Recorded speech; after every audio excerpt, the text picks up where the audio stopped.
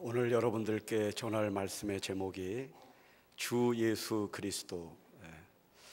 고린도후서 13장 13절에 보면 사도 바울이 고린도에 있는 교인들을 향하여 축도한 내용이 기록되어 있습니다. 주 예수 그리스도의 은혜와 하나님의 사랑과 성령의 교통하심이 너희 무리와 함께 있을지어다. 이 말씀은 주 예수와 하나님과 성령님이 늘 함께 계시기 때문에 예수와 하나님과 성령님은 영원 전부터 영원까지 함께 계시며 단 한순간도 떨어져서 따로 존재하신 적이 없는 하나님이심을 믿으시기 바랍니다.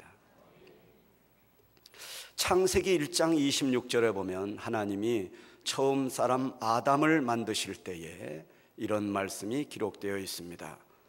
하나님이 이르시되 우리의 형상을 따라 우리의 모양대로 우리가 사람을 만들고, 여기서 하나님이 이르시되 내가 내 형상을 따라 내 모양대로 만들겠다고 하시지 않고, 왜 하나님이 이르시되 우리의 형상을 따라 우리의 모양대로 우리가 사람을 만들자고 하셨을까요? 바로 이 속에는 하나님이 예수님과 성령님과 함께 이미 창세기에 존재하고 계셨음을 우리에게 보여주고 있는 것입니다. 그러므로 예수님은 지금으로부터 2000년 전 유대 땅 베들레헴의 아기 예수님으로 이 세상에 오시기 이전에도, 구약 시대에도 실제적으로 계셨음을 믿으시기 바랍니다. 사도행전 2장 25절에 보면 이런 말씀이 있습니다. 베드로 사도가 초대교회 교인들에게 설교하면서 이렇게 설교했습니다. 다윗이 그를 가리켜 이르되 내가 항상 내 앞에 계신 줄을 배웠으며 나로 요동하지 않게 하기 위하여 그가 내 우편에 계시도다. 이거 이해하기가 어려운 말씀입니다. 왜냐하면 예수님은 지금부터 2000년 전에 이 땅에 오셨지만 다윗은 예수님이 태어나시기 1000년 전에 이 세상에 왔던 사람이기 때문에 그렇습니다. 그렇다면 아직 유대 땅 베들레헴에 태어나지도 않으셨는데 어떻게 예수님 오시기 1000년 전에 살았던 사람이 날마다 항상 아침에도 저녁에도 잠을 잘 때도 깰 때도 내가 내 앞에 계신 줄을 내가 항상 본다고 말을 할 수가 있었을까요? 물론 실제적으로 나타나셨는지, 아니면 환상 가운데 보여주셨는지, 아니면 다윗이 꿈을 꿀 때에 예수님이 오셨는지, 영으로 오셨는지 우리는 알 길이 없고, 하나님의 말씀은 그 부분에 대하여 일체의 말씀을 안 하고 있기 때문에 우리는 어떻게 속단할 수가 없습니다.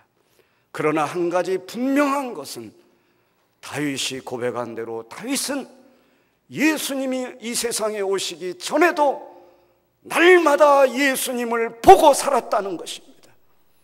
예수님이 이 땅에 오시기 전에도 인생들에게 나타나 보여주셨다면 예수님이 지금 하늘나라로 승천하셔서 하나님 보좌 우편에 계시지만 오늘 이 자리에도 와 계시고 이 자리에도 주 예수를 찾는 자들에게 나타나셔서 안수해 주시고 해결해 주시는 예수님을 우리는 믿는 것입니다.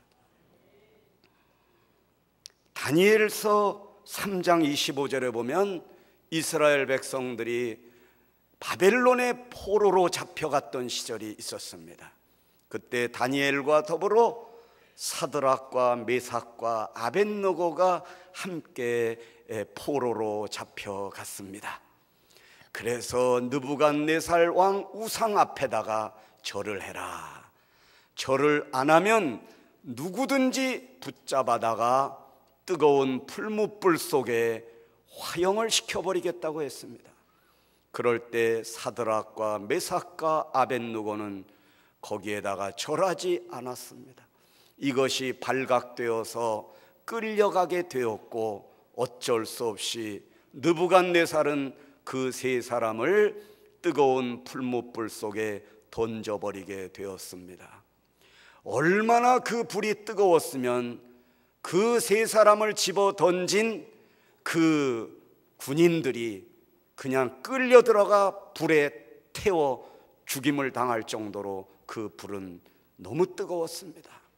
그런데 세 사람이 들어가게 되었고 이제 느부갓네살 왕은 이제 저 세 사람이 어떻게 죽을까 하고 안타까운 마음으로 그 불 속을 쳐다보고 있었습니다.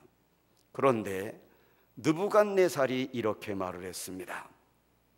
왕이 또 말하여 이르되 내가 보니 결박되지 아니한 네 사람이 불 가운데로 다니는데 상하지도 아니하였고 그 넷째의 모양은 신들의 아들과 같도다 하고, 여기서 신들의 아들과 같도다, 이것은 번역하기에 따라서 다른데 새 번역에는 이렇게 번역했습니다. 신의 아들과 같았다. 여기서 신의 아들은 주 예수 그리스도를 말합니다. 이거는 뭐 다니엘이 말한 것도 아니고 다윗이 말한 것도 아닙니다. 예수를 믿는 자들이 말한 게 아니라 하나님을 안 믿는 사람이 하나님을 믿는다는 이유 때문에 불 속에다 집어 던진 그 느부갓네살 왕이 말한 겁니다. 내가 세 사람을 집어 던졌는데 어찌하여 저 불 속에 네 사람이 있느냐?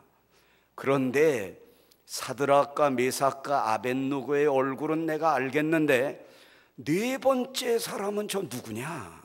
가만히 보니까 신의 아들과 같구나. 여러분, 그 신의 아들은 예수님이요, 예수님은 창세기에만 계실 뿐 아니라 다니엘서 가운데도 나타나셨음을 오늘 기록하여 우리에게 전해주고 계십니다. 그러므로 사랑하는 여러분들에게 예수 그리스도는 어제나 오늘이나 영원토록 동일하신 하나님으로서 다니엘에게도 나타났듯이 내가 너에게도 나타나리라. 할렐루야! 오늘 우리는 그 예수를 하나님으로 믿는 것입니다. 교우 여러분, 오늘 본문은 예수님께서 인생을 만나 주시는데 사드락과 메삭과 아벳느고도 만나 주셨고 다윗도 만나 주셨지만 죽은 사람까지도 만나 주신다는 걸 보여주시기 위하여 오늘 말씀을 우리에게 기록해 주고 있는 것입니다. 여기 본문은 17절부터지만 이 본문의 내용을 잘 이해하시려면 1절부터 12장까지는 여러분이 이제 집에 가셔서 이렇게 묵상을 좀 하시면 좋겠습니다. 오늘 예수님은 나사로를 만나시는데 안타깝게도 살아있는 사람을 만나시는 게 아니라 죽어서 무덤에 들어간 지 나흘이 되어 썩어서 냄새가 나는 시체를 만나신다는 것입니다. 그런데 오늘 1절에 보니까 지금 아직 안 죽었어요. 죽어가고 있는 것입니다. 그 나사로가 무슨 병에 걸렸는지, 왜 이런 병에 걸렸는지 기록이 없어요. 그래서 나사로를 우리가 알려면 딱 1절과 2절과 3절을 보면 나사로를 소개하고 있는데 1절에 보니까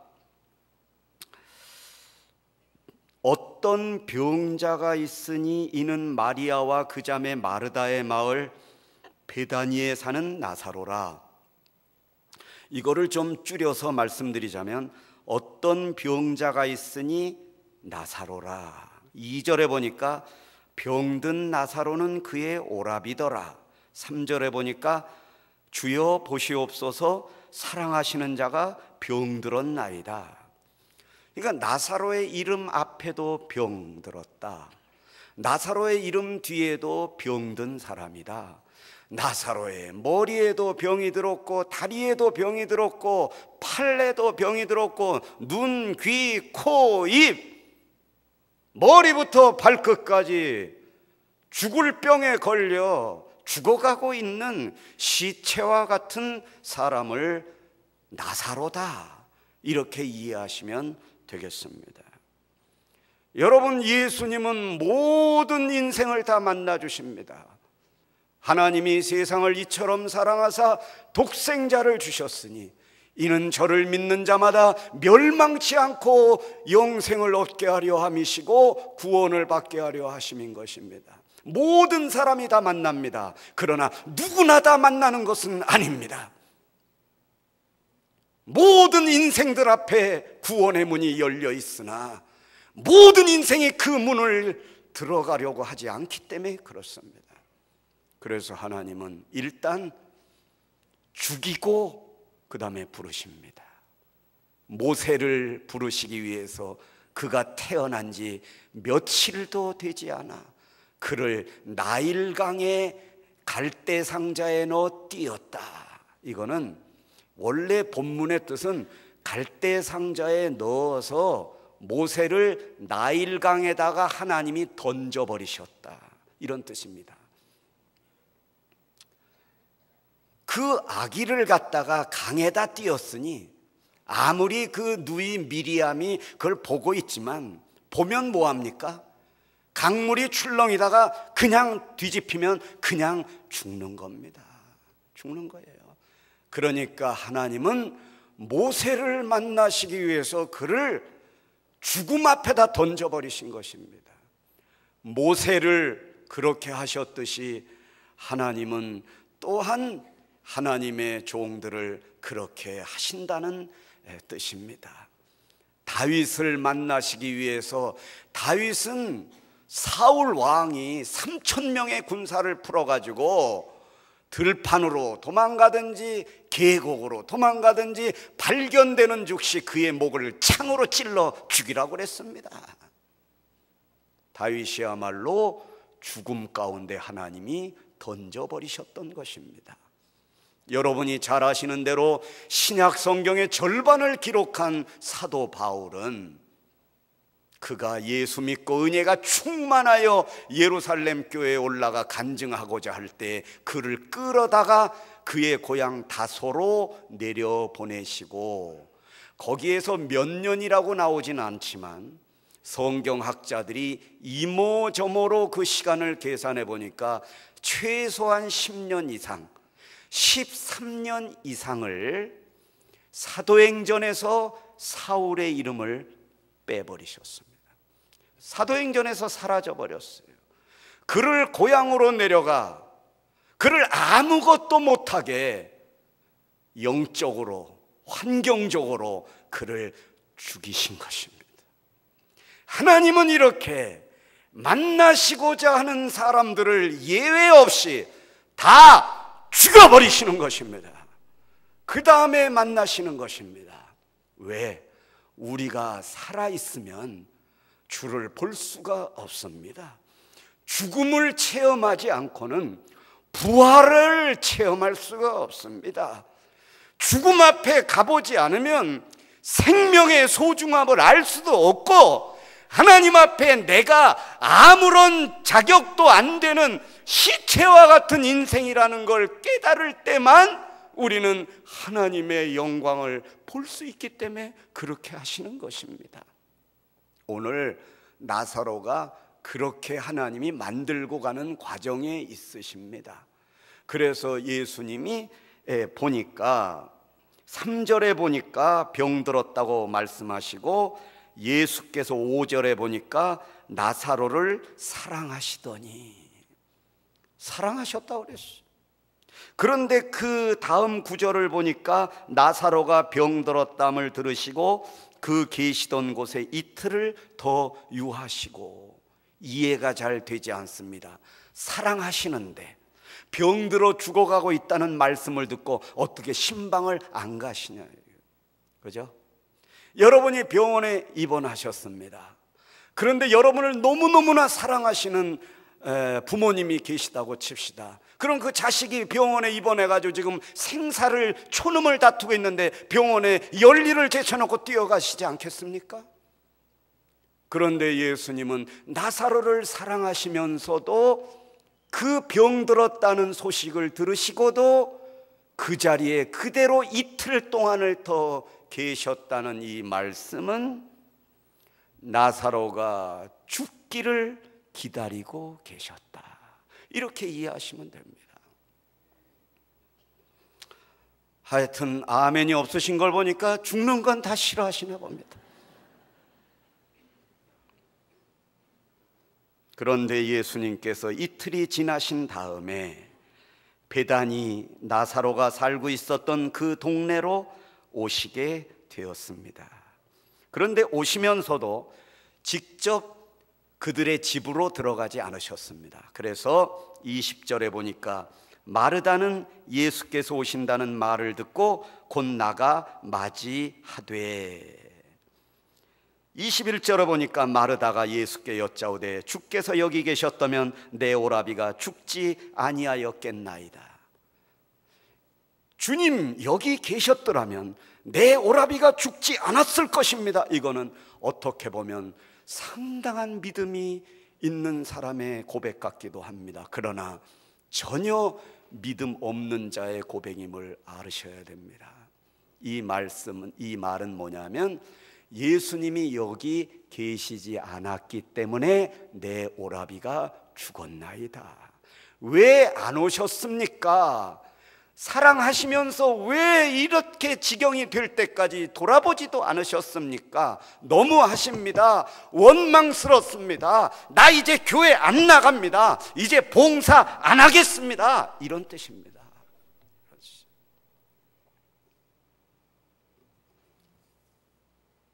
그러나 마르다는 그렇게 말하고도 좀 미안했던지 22절에 죄송했던지 나는 이제라도 주께서 무엇이든지 하나님께 구하시는 것을 하나님이 주실 줄을 아나이다. 여기 아나이다, 이거 기억해 두세요. 그때 예수님이 23절에 네 오라비가 다시 살리라.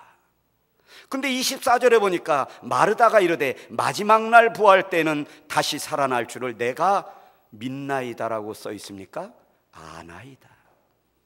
이 마르다는 아나이다의 신앙이었어요. 아는 게 많아요. 아는 게 많아요. 성경도 잘 알고, 교회가 어떻게 돌아가야 된다는 것도 잘 알고, 계산도 잘 빨라요. 모든 머릿속에 하나님이 지혜와 총명을 주셔가지고 이렇게 하면 이렇게 되고 저렇게 하면 저렇게 되는 것도 다 알고 있어요. 하나님은 그러나 아는 자를 찾지 않으십니다. 믿는 자를 찾는 것입니다. 예수님이 마지막 때에 내가 믿는 자를 보겠느냐, 그만큼 믿는 자가 드물다는 것입니다. 그래서 25절에 예수님이 나는 부활이요 생명이니 나를 믿는 자는 죽어도 살겠고 살아서 나를 믿는 자는 영원히 죽지 아니하리니 이것을 네가 아느냐? 이렇게 하지 않으시고 이것을 내가 믿느냐? 이러셨어요. 그럴 때 27절에 보니까 마르다가 대답하지요. 내가 믿나이다. 근데 여러분, 말은 믿습니다 그러면서도 안 믿는 사람 많습니다. 여러분이 병원에 신방 가셔가지고 말기 암에 걸려가지고 지금 의사가 3개월 남았다고 이런 환자 앞에서 말해요. 가면 저부터도 그럽니다. 하나님이 꼭 살려주실 거라고 기도하자고 그래가지고 있는 힘 없는 힘을 다해서 기도해 줍니다. 하나님 고쳐주실 것을 믿고, 의사는 뭐 다 퍼졌다고 그러는데 하나님 말씀 한마디면 오늘 고쳐주실 걸 믿는다고 그러고, 돌아서 가지고 복도를 나서기도 전에 우리가 하는 대화가 뭡니까? 너무 늦었다. 그렇게 얘기합니다. 너무 늦었다. 아유, 저 권사님 너무 늦었어. 저 집사님 안타까워. 의사가 3달 남았대. 그럼 정확하더라고. 우리 친척도 보니까 3달 되니까 가더라고. 이렇게 얘기합니다. 그리고 그 환자의 아픔을 잊어버리게 되지요. 그게 우리의 믿음의 한계인 것입니다. 이 한계를 넘어서는 자가 믿는 자가 되는데, 이 한계를 넘어설 자는 이 세상에 없습니다. 그래서 하나님이 우리를 죽이는 것입니다. 죽여놓고 그 다음에 말씀하시는 것입니다. 그래서 오늘 우리가 주 앞에 내 건강 자랑하던 것도 죽입시다. 그리고 내가 머리로 계산하고 이렇게 해결하려고 했던 그 모든 것도 주 예수 앞에 내려놓읍시다. 그러면 주께서 여러분을 향하여 말씀을 시작하실 것을 저는 목사로서 진심으로 말씀을 드릴 수가 있습니다. 믿으시기 바랍니다. 여러분, 그리고 예수님이 무덤에 가셔서 돌을 옮겨 놓으라. 돌 무덤 속에 있었습니다. 돌을 옮겨 놓으라. 그런데 또 마르다가 끼어들어가지고 또 한마디 합니다. 마르다. 그러니까 이 마르다가 참 말이 많은 여자였어. 이런 여자 때문에 우리가 얼마나 어려움을 겪고 살고 있습니까? 이거는 웃음의 소리입니다. 하여튼 말이 많은 사람 치고 은혜가 충만한 사람이 별로 없어요. 그래서 말을 줄여야 되겠어요. 여기 보니까 예수님께서 이제 돌을 옮겨 놓으라. 그리고 이제 나사로야 나와라. 지금 이게 하나님이 지금 역사를 시작하시려고 하는데, 잠깐만, 예수님 그런 모습으로 마르다가 이르되 주여 썩었어요. 냄새나요. 썩은 지 나흘 됐어요. 이런 오두방정이 어디 있습니까? 그러니까 이 마르다에게는 열심은 있었지만 이 마르다의 말에는 권위가 없어요. 생명이 없어요. 능력이 없어요. 사랑도 없어요. 그러고도 겉으로는 주는 그리스도시요 하나님의 아들이라고 고백했고요, 주께서 무엇이든지 말씀하시면 이루어질 걸 믿는다고 이야기했어요. 그러나 그는 전혀 믿지 못한 자였지요. 그래서 예수님이 그 마르다를 뒤로 물리치시고 무덤을 향하여 말씀하십니다. 43절에 이 말씀을 하시고 큰 소리로 나사로야 나오라. 나사로야 나오라. 이 음성을 누가 들어요? 죽은 자가 듣는 것입니다. 주의 음성을 누가 들어요? 죽은 자가 듣는 것입니다. 주여 내가 죽었습니다. 나를 살려주시옵소서. 그래야 살아나게 되는 것입니다. 그러면 여기 보니까 큰 소리로 부르셨다. 예수님은요 그냥 조용히 나사로야 나오너라, 아니면 가서 나오라고 그래라, 그리고 아니면 무덤을 향하여 그냥 손짓으로 이렇게 나오라고 표현만 하셔도 시체는 일어나서 나옵니다. 근데 왜 예수님이 큰 소리로 이렇게 말씀하셨다는 것을 하나님이 여기에다가 기록하셨을까요? 큰 소리로, 너희들도 큰 소리로 기도해라. 너희들도 간절하게 매달려라. 어린아이처럼 매달려라. 체면 같은 거 생각하지 마라.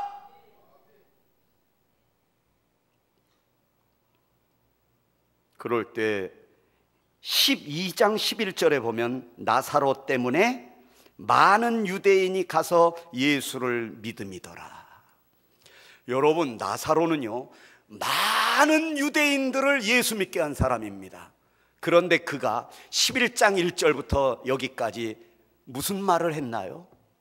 한마디도 안 했습니다. 한마디도 없습니다. 우리가 한마디 안 해도 아무 말 잘할 줄 몰라도, 설교 잘 못해도, 간증 잘 못해도, 많이 배우지 못해서 다른 사람들 앞에 나서지 못하고 가난하고 병들어도 여러분을 통하여 많은 사람들이 예수 믿게 하시는 하나님의 능력을 믿으시기 바랍니다. 하나님의 은혜입니다. 여러분, 요한복음 11장 34절에 보면 이르시되 그를 어디 두었느냐. 여러분, 만약에 여러분의 부모님이 집에 오셔가지고 야, 큰아들 어디다 뒀냐, 이렇게 말씀하시는 아버지는 없으십니다. 여러분, 교회에서도 예를 들면 목사님이 그 권사 어디다 갖다 뒀어? 이렇게 하실 수가 없어요. 왜? 인격체이기 때문에, 살아있기 때문에. 그러나 우리가 물건은 냉장고 어디다 뒀냐, 세탁기 어디다 뒀냐, 이렇게 하세요. 그거 어떻게, 그 볼펜 어디다 뒀냐? 여기서 뭐예요? 그를 어디 두었느냐. 이거는 내가 찾고 있는 나사로는 이미 죽어 인격체도 아니고 시체고 아무 가치도 없고 능력도 없고 사람들이 돌아보지도 않고 어디다 뒀냐, 어디다 뒀냐? 이거는 그를 무시해서가 아니라 그렇게 아무것도 할 수 없는 그 아들을 내가 살리러 왔다는 것입니다. 그 하나님의 사랑의 음성입니다. 예수께서 나사로의 무덤 앞에 가셔서 그의 시체를 보자 35절에 예수께서 눈물을 흘리시더라. 눈물을 흘리시더라. 사랑의 역사를 체험하기를 원하십니까? 주님이 여러분을 향하여 눈물을 흘려주신 것처럼 여러분들도 주의 전에 올라와 기도할 때 여러분의 눈에 눈물이 흘러야 될 줄 압니다. 가난한 자를 보면 눈물이 흘러야 되고, 병든 자를 보면 눈물이 흘러야 하고, 배고픈 자를 보면 여러분의 눈에 눈물이 흘러야 합니다. 그 가운데 우리 예수님이 오시는 것입니다. 마지막으로 사도행전 2장 39절에 보면 사도 베드로가 초대교회 교인들에게 설교하면서 이런 말을 했습니다. 이 약속은 너희와 너희 자녀와 모든 먼 데 사람 곧 주 우리 하나님이 얼마든지 부르시는 자들에게 하신 것이라. 이 말은요, 베드로가 2000년 전에 초대교회 때에 거기다 성도들을 앉혀놓고 이 약속은, 이 말씀은, 이 예수 그리스도는 너희와 너희 자녀와, 여기까지는 이제 그들에게 해당되는 말이죠. 그 다음에 뭡니까?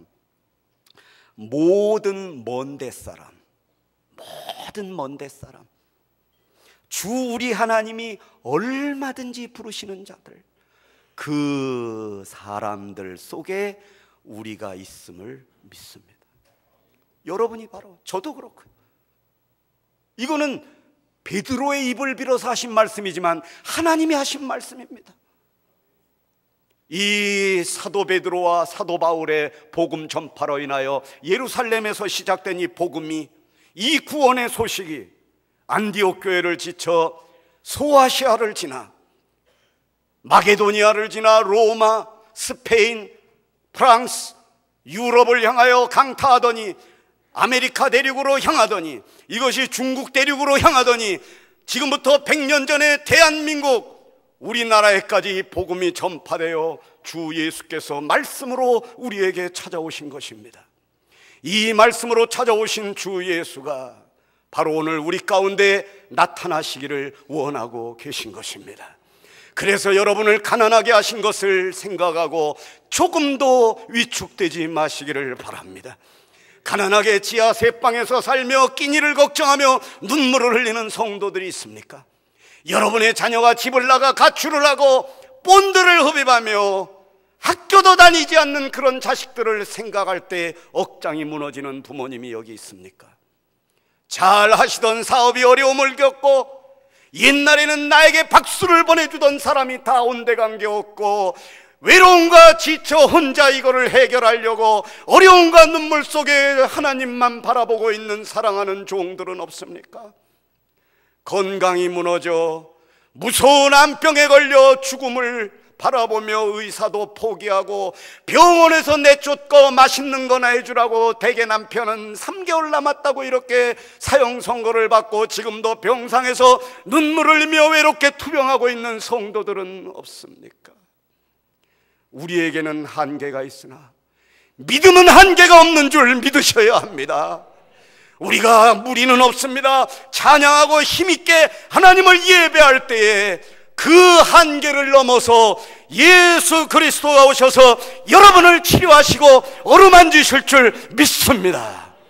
이런 놀라운 구원의 역사가 날마다 일어나는 꽃동산교회가 되시기를, 사랑하는 교우들 가정에 이 예수님이 오늘도 나타나시며 이 자리에도 오셔서 여러분의 손을 붙들고 이 성전을 내려가 주시기를 주의 이름으로 축원드립니다.